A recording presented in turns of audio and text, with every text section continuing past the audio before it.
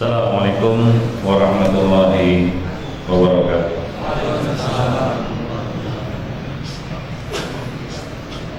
Alhamdulillah, wassalatu wassalamu ala rasulillah wa ala alihi wa ashabihi wa man tabi'ahum bi ihsan ila yaumiddin, amma ba'du. Akhwani fiddin, ma'asyiral muslimin, para akhwat yang dimuliakan Allah Subhanahu wa taala.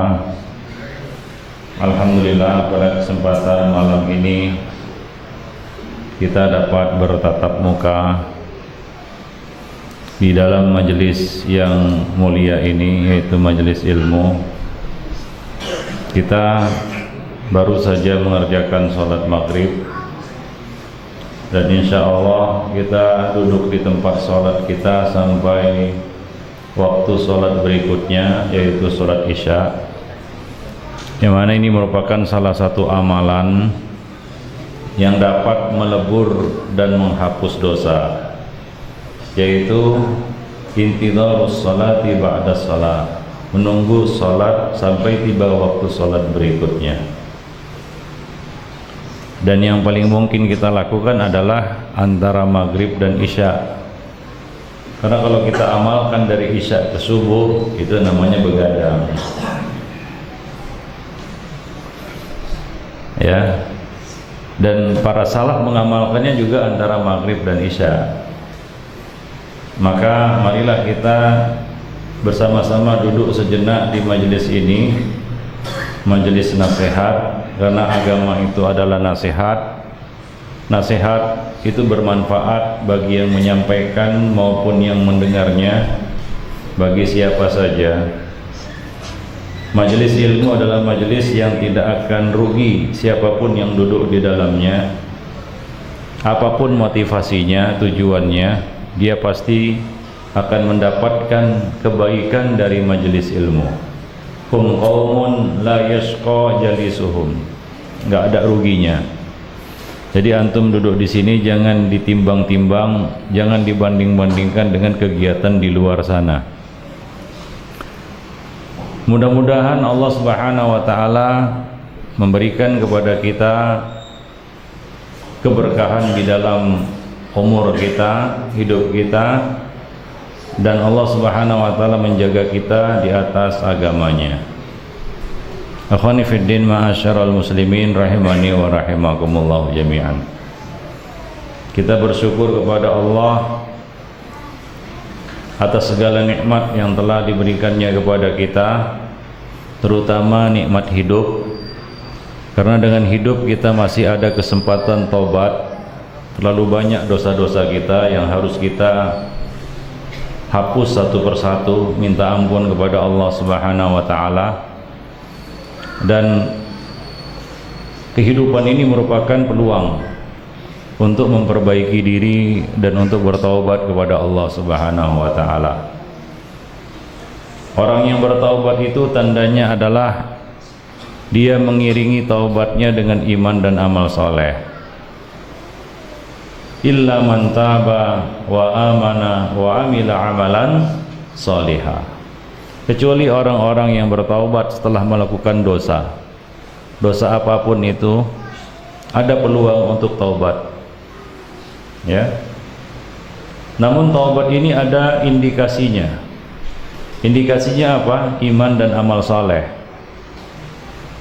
Kalau kita sungguh-sungguh bertaubat kepada Allah Subhanahu wa taala, ingin memperbaiki diri, maka iringilah taubat kita itu, istighfar kita itu dengan iman dan amal soleh. Dan sebaik-baik amal soleh bagi orang yang bertaubat adalah menuntut ilmu. Menuntut ilmu itu hakikatnya adalah mengangkat kejahilan dari diri kita. Kejahilan itu melekat pada diri kita sejak kita lahir. Kita lahir ke dunia dengan membawa segudang kejahilan, dan kita tidak membawa sedikit pun ilmu. Innahu kana zaluman jahula. Manusia itu punya dua sifat. yang tertanam di dalam diri mereka, yaitu dzulum dan jahul. Suka berbuat aniaya dan banyak kejahilannya. Maka aktivitas kita menuntut ilmu itu hakikatnya adalah mengangkat kejahilan. Kejahilan kita ini enggak habis-habis. Satu kejahilan diangkat, masih ada lagi muncul kejahilan lain yang mesti kita hilangkan. Enggak habis-habisnya sepanjang hayat. Kejahilan ini mungkin ada dua macam datang menghampiri kita. Yang pertama, memang kita tidak tahu ilmunya. Yang kedua adalah kita jahil karena kita banyak lupa. Itu ilmu kita, ilmu manusia. Ilmu manusia ini didahului dengan kejahilan. Sebelumnya kita nggak tahu, jahil, kemudian kita tahu. Yang kedua, ilmu kita ini disudahi dengan lupa. Kita punya ilmu, tapi kita banyak lupa. Sudah nuntut ilmu tiap hari pun lebih banyak lupanya. Kalau kita hitung-hitung, sudah berapa majelis ilmu kita hadiri, sudah berapa banyak ilmu kita peroleh, namun kemana semuanya? Banyak yang kita lupakan daripada yang kita simpan. Artinya apa? Kejahilan kembali lagi kepada diri kita, perlu lagi diangkat. Maka proses menuntut ilmu ini enggak habis-habisnya sepanjang hayat. Karena kejahilan kita juga enggak habis-habisnya. Nuntut ilmu hari ini, besok lupa, nuntut lagi, lupa lagi. Bahkan lupanya lebih banyak daripada ingatnya. Karena lupa inilah kita jatuh dalam dosa. Banyak orang yang buat dosa bukan karena enggak berilmu.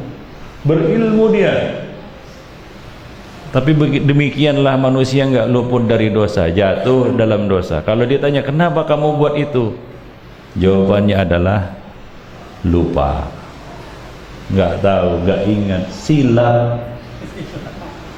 Iya kan? Itulah dia manusia. Maka kehadiran kita di majelis ini adalah untuk saling tanasur. Wa dzakir fa inna dzikra tanfa'ul mu'minin. Berilah peringatan, karena peringatan itu pasti bermanfaat bagi orang-orang yang beriman. Di sini kita ingin berbagi ilmu, ikhwan fillah. Ad-dinun nasihah. Agama itu nasihat. Ini nasihat bagi diri saya dan bagi para ikhwah sekalian di sini. Kita sama-sama mengambil manfaat. Bukanlah yang menyampaikan lebih baik daripada yang mendengar, belum tentu. Jadi majelis ilmu ini adalah kebutuhan kita semua, tanggung jawab kita semua, dari kita dan untuk kita. Ikhwani fiddin, ma'asyiral muslimin rahimani wa rahimakumullah jami'an. Pada malam ini kita tidak punya banyak waktu antara maghrib dan isya. Namun sedikit waktu yang kita punya ini kita manfaatkan. Kita tidak ingin membicarakan masalah yang besar-besar.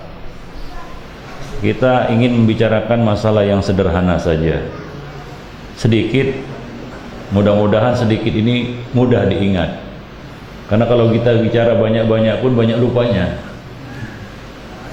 Kemarin baru daurah ya, apa isinya? Lupa.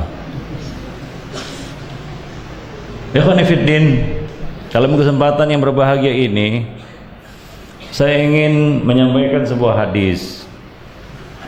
Satu hadis saja. Ya, karena kalau banyak-banyak pun saya nggak hafal. Yang diriwayatkan oleh Al-Imam bukan diriwayatkan, dicantumkan oleh Al-Imam Suyuti di dalam Al-Jami'us Shaghir. Disahihkan oleh Al-Albani di dalam Shahihul Jami'. dari Abdullah bin Umar radhiyallahu anhuma, Nabi mengatakan, ahabbun nasi ilallah anfa'uhum. Manusia yang paling disukai Allah adalah manusia yang paling banyak manfaatnya. Bukan paling banyak mudaratnya ya, paling banyak manfaatnya bagi orang lain. Salah satu sumber kebahagiaan adalah di dalam hidup ya, kita mau berbagi. Karena kita tidak bisa bahagia seorang diri. Mungkin kita berpikir, saya akan bahagia kalau tinggal di tengah hutan, nggak ada yang ganggu, nggak berurusan dengan siapapun, nggak ada yang menyakiti hati saya, pokoknya hidup di tengah hutan. Kalau ada yang berpikiran seperti itu, besok saya antar ke tengah hutan. Seminggu kita datangi lagi, apakah dia bahagia di situ? Ada yang punya pikiran seperti itu untuk bahagia, hidup sendiri? Tidak. Kalau kita ingin bahagia, maka Nabi mengatakan apa? Al-mu'min alladhi yukhalitun nas khairun. Ya. Wa yasbir ala adahum khairun wa ahabbu ila Allah minal mu'min alladhi lam yukhalitin nas wa lam yasbir ala adahum. Mukmin yang berbaur dengan manusia dan sabar atas gangguan mereka itu lebih baik, lebih disukai Allah daripada apa? Mukmin yang enggak mau berbaur dan tidak sabar atas gangguan mereka. Kalau kita ingin bahagia, maka dalam hidup ini kita harus berbagi. Kalau cerita berbagi di sini jangan identikkan dengan materi, tidak. Yang namanya berbagi itu bukan hanya berbagi materi, walaupun berbagi materi itu adalah salah satu bahagiannya. Berbagi keceriaan, berbagi kebaikan. Ya. Kalau kita punya kelebihan kita berbagi, kalau kita punya harta kita berbagi. Manusia yang paling disukai Allah adalah yang paling banyak manfaat bagi orang lain. Ikhwani fiddin ma'asyiral muslimin. Maka di sana ada orang yang tidak bisa memberi manfaat bagi orang lain. Sudah nggak bisa memberi manfaat, mengganggu pula. Kalau kita tidak bisa memberi manfaat bagi orang lain, salah satu bentuk sedekah adalah dalam riwayat Abu Dzar Al-Ghifari disebutkan, yaitu engkau menahan diri dari mengganggu orang lain. Itu minimal itu. Ya, kalau kita tidak bisa memberi kepada seseorang, kepada sesama kaum muslimin, kepada saudara kita, minimal kita menahan diri, menahan tangan kita, lisan kita dari mengganggu mereka. Kalau itu pun nggak mampu, nggak bisa, apalagi yang bisa. Akhwani fiddin ma'asyiral muslimin rahimani wa rahimakumullah. Jadi berpikirlah bagaimana kita hidup kita ini dapat bermanfaat bagi orang lain. Ya. Karena para sahabat telah menyontohkan kepada kita bagaimana ya dapat menebar kebaikan sebanyak-banyaknya di tengah-tengah manusia. Kita tahu ikhwani fiddin bahwa Islam itu tersebar. Orang-orang non-muslim, orang-orang kafir tertarik kepada Islam pada masa Nabi dan para sahabat itu karena akhlak yang mereka tunjukkan, kebaikan yang mereka sebarkan kepada umat manusia. Suatu realita yang nggak bisa kita tampik dan tidak bisa kita tolak, bahwa tersebarnya Islam di Nusantara itu melalui tangan para pedagang. Betul. Buktinya apa?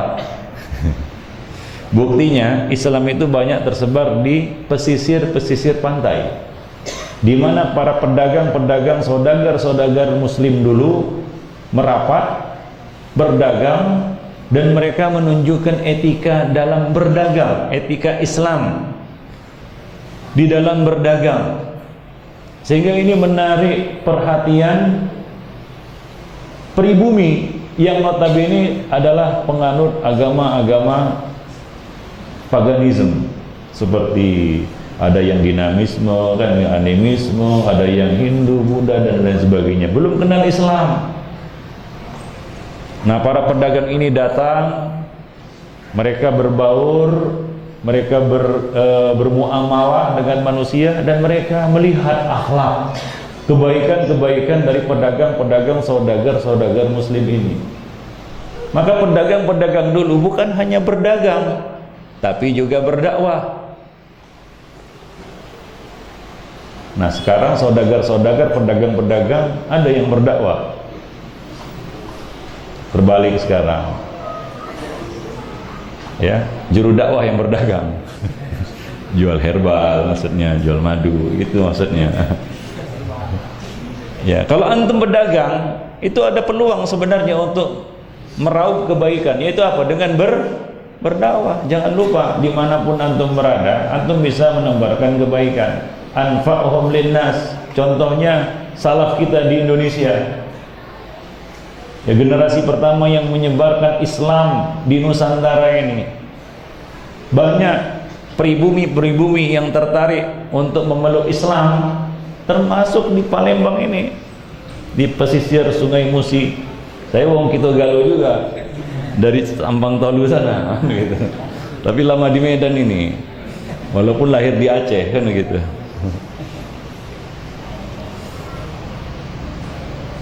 Itu tertarik melihat akhlak, amanah, ya, kemudian kemurahan hati, akhlak-akhlak, etika Islam di dalam berniaga. Itulah yang menarik hati para pribumi untuk mencicipi Islam. Padahal orang-orang animisme, dinamisme ini bicara Islam nggak nyambung gitu kan, begitu ya. Ada alam gaib, ada akhirat, ada nabi, ada kitab suci, nggak paham itu. Tapi dengan etika, dengan akhlak, Islam ini tersebar. Demikian pula pada zaman Nabi dan para sahabat, Islam ini banyak tersebar di tengah-tengah umat manusia melalui apa? Akhlak. Mereka menjadi manusia yang ada manfaatnya. Orang lain itu merasakan manfaatnya dengan kehadiran kita di tengah-tengah mereka. Bukan menjadi duri dalam daging, ya, mengusik, ya, ketenangan dan ketentraman mereka. Mungkin karena sikap kita. Ikhwani fiddin ma'asyiral muslimin. Maka Nabi mengatakan ahabbun nasi ilallah anfa'uhum. Yang paling banyak manfaatnya bagi manusia. Kemudian Nabi mengatakan wa ahabbul a'mali ilallah, dan amalan yang paling disukai Allah. Tadi kan manusia yang paling disukai Allah. Nah, ini amalan yang paling disukai Allah. Ahabbul a'mali ilallah, amal-amal yang paling disukai oleh Allah Subhanahu wa ta'ala.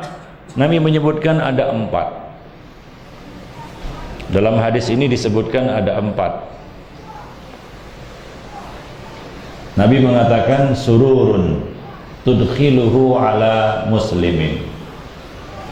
Kebahagiaan, kegembiraan, keceriaan yang engkau sampaikan kepada seorang muslim, membuat saudara kita bahagia, gembira, ceria. Ini termasuk apa? Ahabbul a'mali ilallah. Sederhana, ya, satu hal yang mungkin mudah kita lakukan itu. Salah satunya adalah dengan apa? Berbagi senyuman. Ya, Nabi mengatakan apa? La tahqiranna minal ma'rufi syai'an. Jangan kamu remehkan satu pun dari perkara-perkara kebaikan. Walau antalqa akhaka biwajhin talik. Walaupun sekedar memberikan senyuman ketika kamu bertemu dengan saudaramu. Apalah payahnya sebuah senyuman, kan begitu ya? Mungkin gara-gara senyum kita masuk surga, mana tahu. Iya kan? Kegembiraan yang kita masukkan ke dalam hati seorang mukmin bisa dengan harta kita, bisa dengan keahlian yang kita miliki, ya, atau dengan apapun yang dapat kita lakukan untuk saudara kita. Ikhwani fiddin ma'asyiral muslimin. Itu yang pertama. Yang kedua, Nabi mengatakan au takshifa anhu kurba, atau engkau melepaskannya dari sebuah kesempitan. Nampak saudara kita murung, sedang bersedih, ada masalah dalam hidupnya, ada problem, coba lepaskan dia dari himpitan masalahnya. Mungkin dia perlu solusi, mungkin pikirannya sudah buntu, perlu nasihat kita, ya, hibur dia, hilangkan hilangkan kesempitan atau kesedihan dari dirinya. Ini juga perkara yang sederhana, ya ikhwani fiddin ma'asyiral muslimin. Bukan justru sebaliknya, kita menjadi sumber kesedihan bagi saudara kita. Sedih saudara kita memikirkan tingkah laku kita. Ini kebalikannya.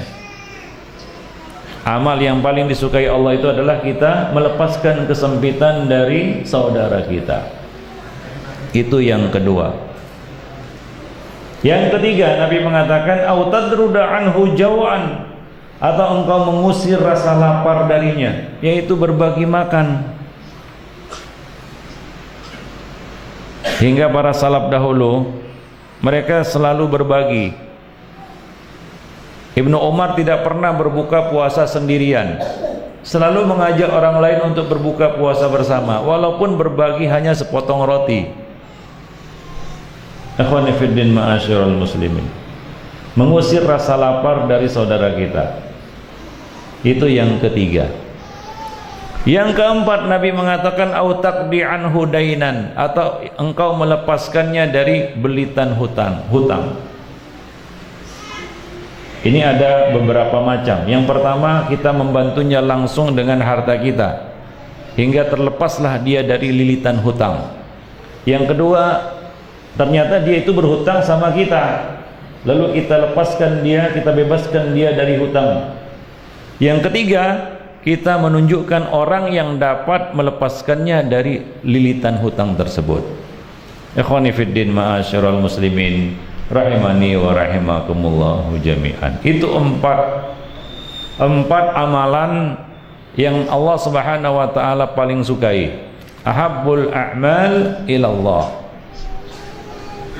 Kalau kita lihat keempat amalan yang disebutkan oleh Nabi tadi, ada satu sifat yang sama pada keempat amalan yang disebutkan tadi. Apa itu? Semuanya kembali kepada apa? Hablun minan nas. Semuanya kembali kepada masalah akhlak dan etika kita di dalam bermuamalah kepada sesama. Maka dari itu Nabi mengatakan perkara yang paling banyak memasukkan manusia ke dalam sorga itu dua hal. Pertama adalah taqwallah. Yang kedua apa? Husnul khuluq. Dan empat perkara yang disebutkan oleh Nabi ini semuanya berkaitan dengan akhlak yang mulia. Ya, berbagi kegembiraan, menghibur saudara kita yang sedang kesempitan atau melepaskannya dari kesempitan, berbagi, saling memberi hadiah, tahabu, kemudian melepaskannya dari belitan hutang. Ini semuanya kembali kepada masalah muamalah bainan nas. Perhatian kita kepada sesama, hidup untuk berbagi. Salah satu sumber kebahagiaan seorang insan adalah dia mau berbagi dalam hidupnya. Ikhwani fiddin ma'asyiral muslimin, rahimani wa rahimakumullahu jami'an. Di sana ada sebagian orang yang terlalu asyik dengan amalan-amalan individu. Misalnya sholat, bagus. Cuma ikhwani fiddin, Nabi telah menyontohkan kepada kita bahwa amalan itu semakin variatif, semakin bagus. Tapi kalau monoton itu saja, boleh jadi kita bosan dan kita tidak mendapatkan fadilah dan keutamaan dari amal-amal yang lain. Saya contohkan ada dua orang ini. Bangun pagi dia sholat subuh, memang wajib kan begitu ya. Habis sholat subuh zikir, nunggu sampai syuruk. Itu amalan yang utama. Dapat syuruk dia sholat 2 rakaat. Namanya sholat apa? Sholat syuruk isya begitu ya. Keutamaannya apa? Mendapatkan pahala seperti umroh, sempurna, sempurna, sempurna kata Nabi. Nah habis itu dia lanjutkan dengan sholat duha 8 rakaat 4 jam baru selesai menjelang zuhur. Bagus sih kalau nggak punya kerjaan. Ya, sibuk dia mengerjakan sholat, zikir dan lain sebagainya. Ini bagus. Tapi kalau hanya itu saja, dia bisa terluput dari sesuatu yang lebih utama. Ada orang habis sholat subuh dia zikir, tiba waktu isyraq dia sholat 2 rakaat. Habis itu dia pergi ke pasar. Ngapain dia di pasar? Beli pisang, beli santan, gula merah. Ngapain dia? Bikin kolak. Enak kolak kan? Apalagi kalau lapar, kayu di kolak pun enak. Iya. Iya. Dia beli itu semua, dia pulang ke rumah, dia masak, dia perbanyak kuahnya. Itu anjuran Nabi kan.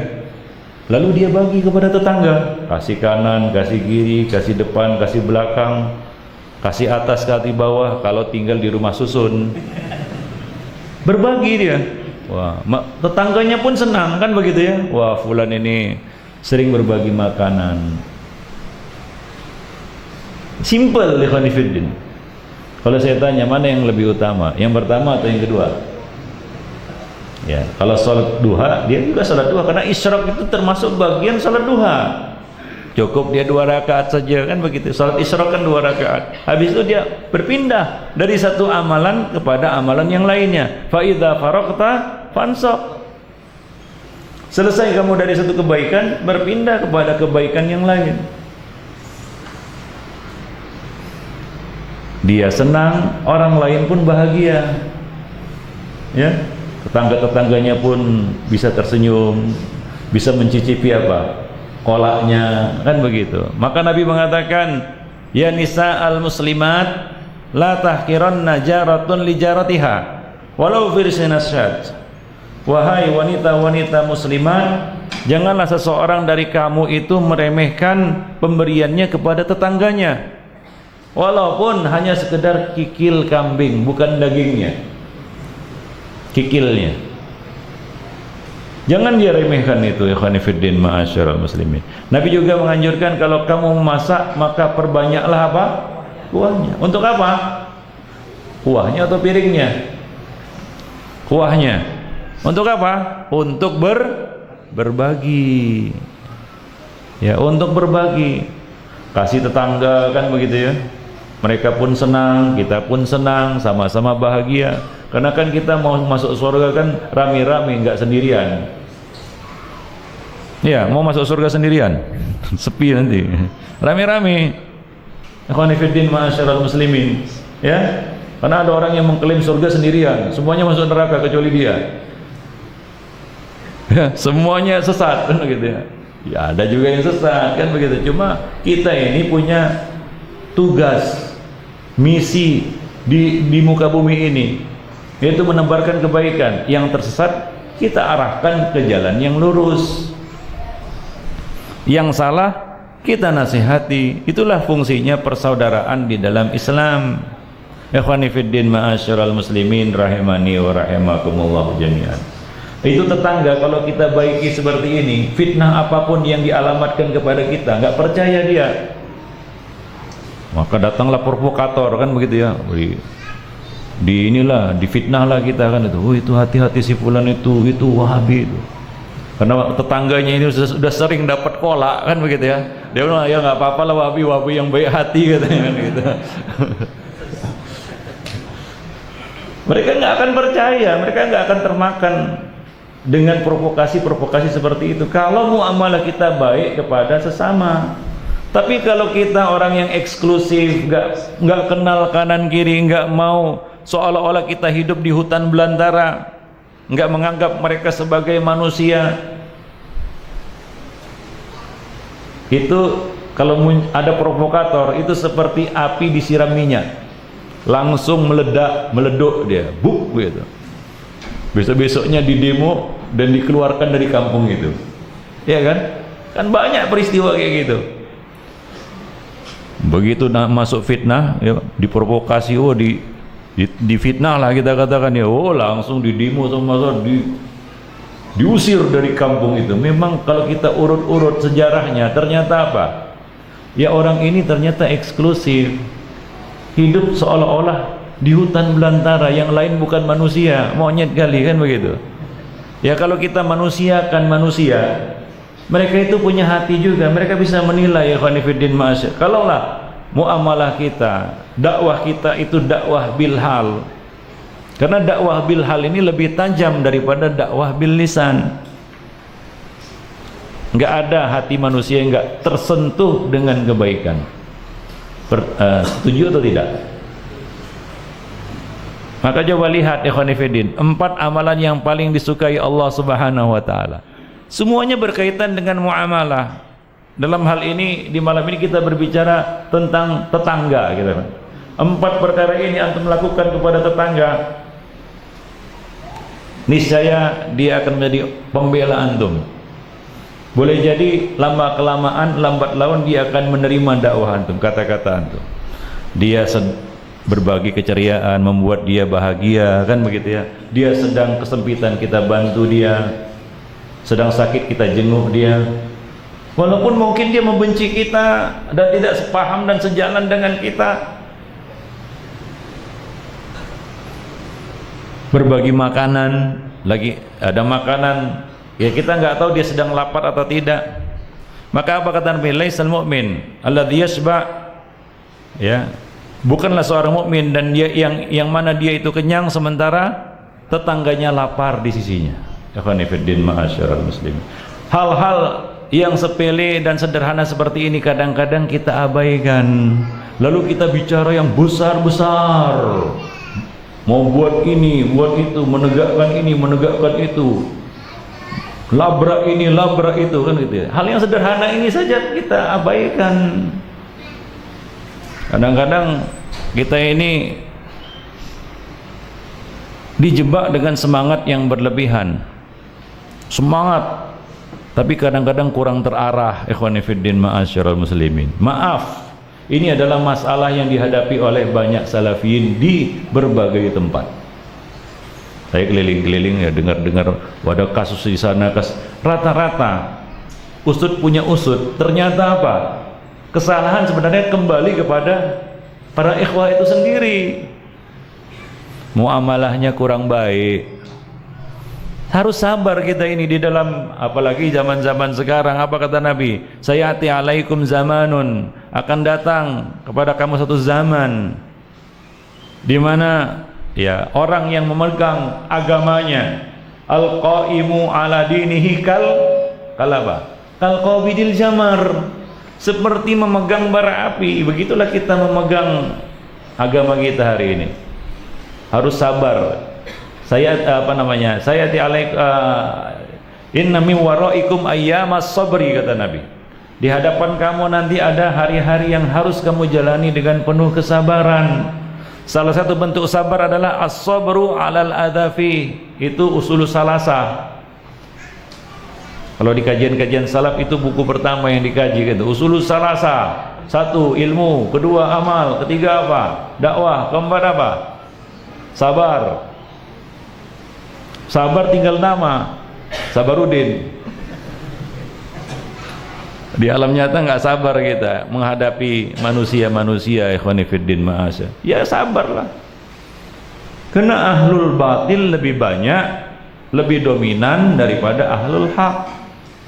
Kalau kita nggak sabar-sabar dan memegang teguh agama kita, menjalankan perintah-perintah Nabi, khususnya dakwah bilhal, mungkin kita akan main patah-patah.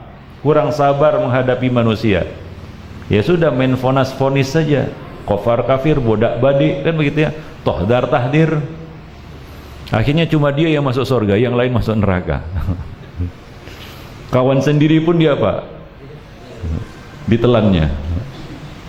Ini kenyataan. Ikhwani fiddin ma'asyiral muslimin rahimani wa rahimakumullah. Saya coba lihat, ada satu kesamaan dari 4 perkara yang disebutkan oleh Nabi tadi. Semua berkaitan dengan masalah akhlak, muamalah kita kepada sesama manusia. Dan ini adalah perkara yang sangat penting di dalam dakwah kepada umat manusia.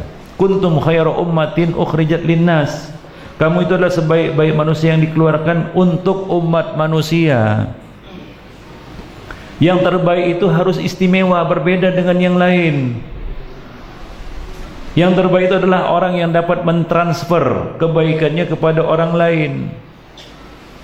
Ya, bukan ya seperti, maaf, kalau kita lihat kera, pernah lihat kera di kebun binatang, kalau di hutan payah lihat kera, kan begitu ya. Ketek, monyet, beruk dan sejenisnya, amang. Itu kalau dia dapat makanan, dia sembunyikan, wah, yang lainnya gak boleh dapat, lari dia, kan gitu. Jangan seperti itu. Hidayah ini nikmat, hidayah sunnah itu nikmat. Berbagi nikmat itu kepada orang, berusaha untuk mentransfernya kepada orang lain. Nah, ini juga kadang-kadang terjadi di dalam rumah tangga. Suami istri dulu waktu menikah sama-sama belum kenal sunnah. Sesudah menikah salah satu dari keduanya lebih dulu mengenal sunnah. Tapi karena kadang-kadang kurang terarah, akhirnya apa? Main patah-patah. Melapor dia, Ustadz, suami saya itu, istri saya itu payah kali dia diajak ngaji. Disuruh ini nggak mau, menentang. Bagaimana? Saya ceraikan saja. Mana bisa, Bu, istri menceraikan suami. Ya ingin apa? Ingin segera menyelesaikan urusannya dengan apa? Suaminya atau dengan istrinya.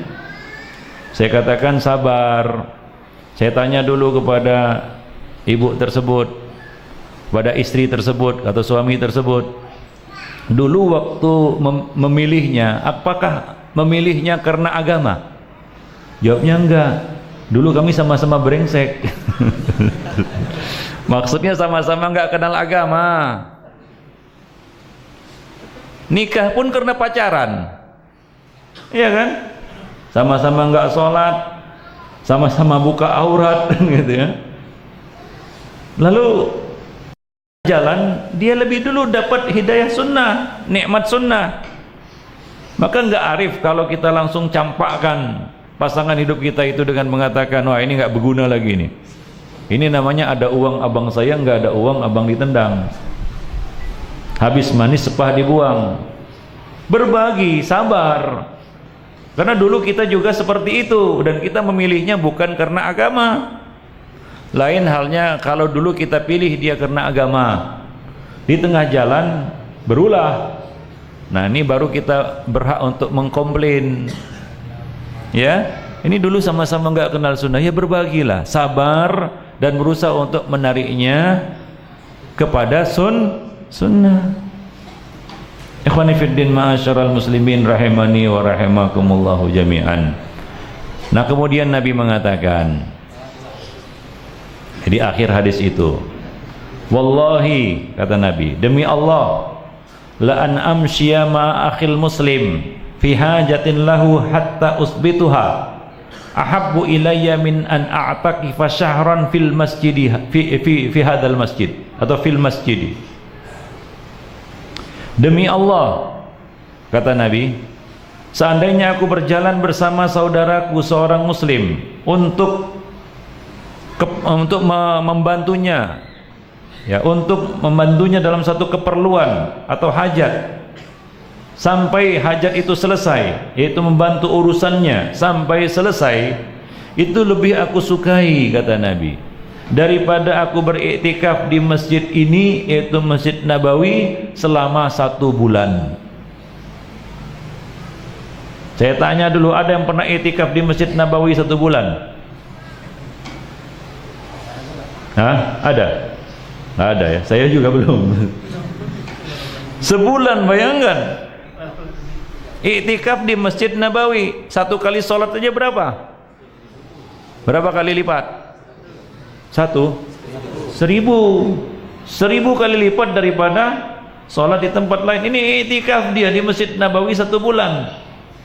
Kalau ada di antara kita yang pernah melakukan itu, pasti dia merasa ini amalan yang sangat hebat, amalan yang sangat fenomenal di dalam sejarah hidupnya, yang nggak mungkin dia akan ulangi lagi di waktu yang lain. Sebulan iktikaf di Masjid Nabawi. Tapi apa kata Nabi? Seandainya aku berjalan bersama saudaraku untuk mengurus satu urusannya, membantunya dalam menyelesaikan urusannya sampai selesai, itu lebih aku sukai, kata Nabi. Lebih aku sukai daripada iktikaf seperti itu. Bayangkan. Misalnya dia ada keperluan, mobilnya mogok, ini simple, sederhana contohnya. Mungkin di dalam kehidupan nyata kita akan lihat contoh-contoh yang lain, peluang-peluang untuk berbuat baik. Kita punya keahlian kutak-katik mesin. Saudara kita ini mobilnya mogok, ya. Sementara dia perlu kendaraan itu, dia telepon, "Fulan, ini mobil saya ada masalah ini, nggak mau hidup dia. Kalau nggak mau mati susah juga ya, ini nggak mau hidup.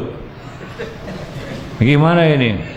Wah, aku jawabannya apa? "Waduh, saya ini lagi sibuk ini, lagi sedang sholat malam ini." Sholat malam pula, malam-malam betul di mobil. Sholat duha ini, saya sedang menghatamkan Quran ini, saya sedang iktikaf ini, ya. Padahal ikhwanifiddin, membantunya sampai urusannya selesai, sampai hidup mobilnya, itu lebih baik mungkin daripada ibadah-ibadah fardiyah yang kita lakukan itu. Ya, kenapa? Karena manfaatnya semakin besar, manfaat dari apa yang kita lakukan untuk orang lain itu semakin disukai oleh Allah Subhanahu wa taala. Harta juga demikian. Harta kita yang berkah itu adalah yang banyak manfaatnya bagi orang lain. Bisa itu kita sedekahkan, bisa juga kita bantu ya orang lain dengan harta itu, atau dengan harta itu kita dapat membantu banyak orang. Misalnya apa? Kita buat satu unit usaha, kita buka lapangan kerja untuk saudara-saudara kita, untuk sahabat-sahabat kita, hingga banyak keluarga-keluarga yang dapat hidup dari usaha itu. Ikhwani fiddin ma'asyiral muslimin rahimani wa rahimakumullahu jami'an. Jadi amal-amal seperti ini tidak boleh kita remehkan. Bahkan Nabi mengabarkan kepada kita bahwa amal-amal seperti inilah yang paling banyak memasukkan manusia ke dalam surga. Ada orang yang masuk surga gara-gara menolong seekor anjing, padahal yang ditolong ini seekor anjing. Bagaimana pula menolong seorang anak manusia? Dia lihat anjing ini kehausan, nggak bisa mengambil air dari sumur, karena kalau dia nyemplung sumur itu namanya bunuh diri, nggak bisa naik lagi dia. Maka datang laki-laki itu, dia ciduk dengan sepatunya, dia kasih minum itu anjing, selamat, masuk surga gara-gara itu. Ada yang masuk surga gara-gara menyingkirkan gangguan dari tengah jalan. Dia lihat ada batang kayu yang melintang di tengah jalan, dia singkirkan.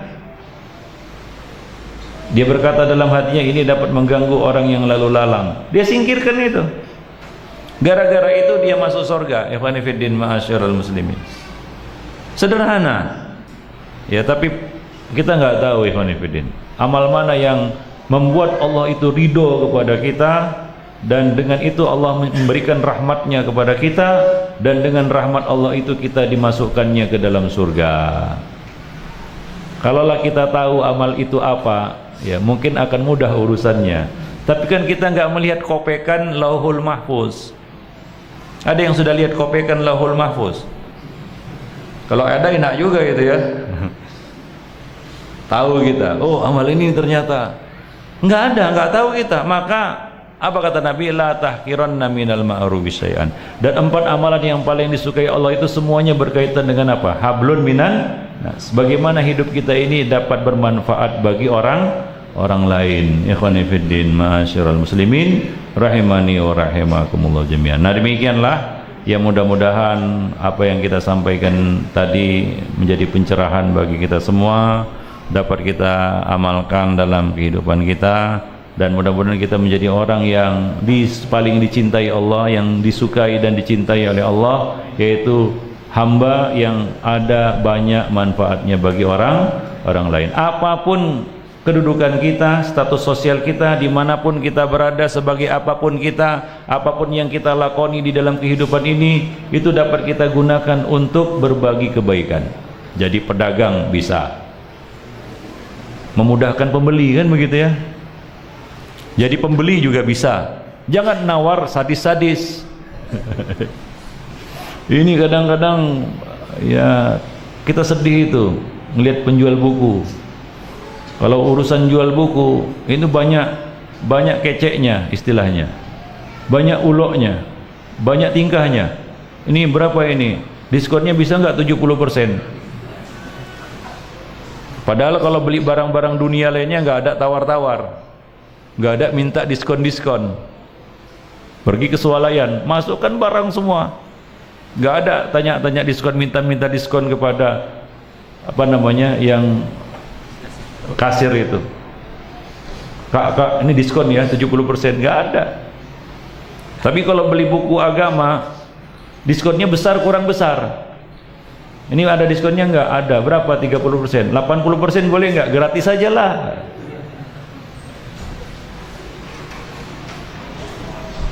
Kalau untuk beli buku agama itu kadang-kadang dibanding-bandingkan. Wah, lebih bagus beli beras daripada beli buku. Mana kenyang buku ini, beli beras. Tapi kalau beli HP isi pulsa, nggak pernah dibandingkannya dengan beli beras. Ya kan, beli aja gitu, nggak hitung-hitung. Beli handphone, nggak ada orang beli handphone, wah lebih bagus beli beras, nggak ada. Ya kan. Tapi kalau untuk beli buku agama dibandingkannya dengan beli beras, makan nasi, kan gitu ya. Ini kan memang ya setan lah punya kerja, ya kan ini. Nah, begitulah ya kan ya. Sudah masuk waktu Isya. Ya, kita cukupkan dulu sampai di sini. Mohon maaf kalau ada kesalahan, kata-kata yang kurang berkenan mohon dimaafkan. Yang benar datangnya dari Ar-Rahman, yang salah dari saya dan dari syaitan.